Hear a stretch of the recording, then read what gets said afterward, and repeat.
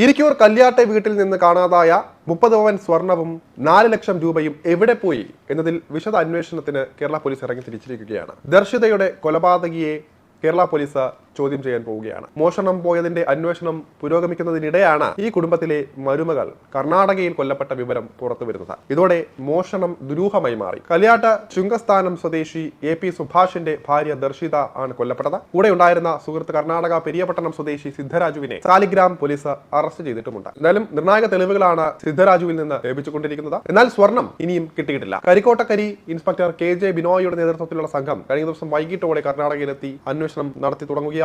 എന്നാൽ സിദ്ധരാജുവിനെ കേരള പോലീസിന് ചോദ്യം ചെയ്യാനായിട്ടില്ല. ചോദ്യം ചെയ്യുമ്പോൾ കൂടുതൽ വ്യക്തത വരുമെന്നാണ് സൂചന. സിദ്ധരാജുവും ദർശിതയും തമ്മിൽ 7 വർഷമായി ബന്ധമുണ്ട് എന്നാണ് ലഭിച്ചിരിക്കുന്ന വിവരം. സാലിഗ്രാമിലെ ലോഡ്ജിലെത്തിയ സിദ്ധരാജുവും ദർശിതയും തമ്മിൽ തർക്കമുണ്ടായി. തുടർന്നാണ് ഡിറ്റനേറ്റർ വായിൽ വെച്ച പൊട്ടിച്ച ദർശിതയെ കൊലപ്പെടുത്തിയിരിക്കുന്നത്.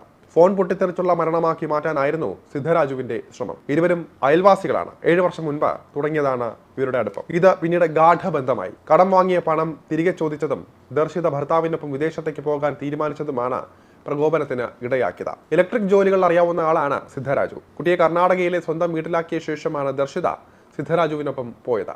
വീട്ടിൽ നിന്നും കാണാതായ സ്വർണം സിദ്ധരാജുവിന് ഇവർ കൈമാറിയോ എന്ന് അന്വേഷിച്ചു വരികയാണ്.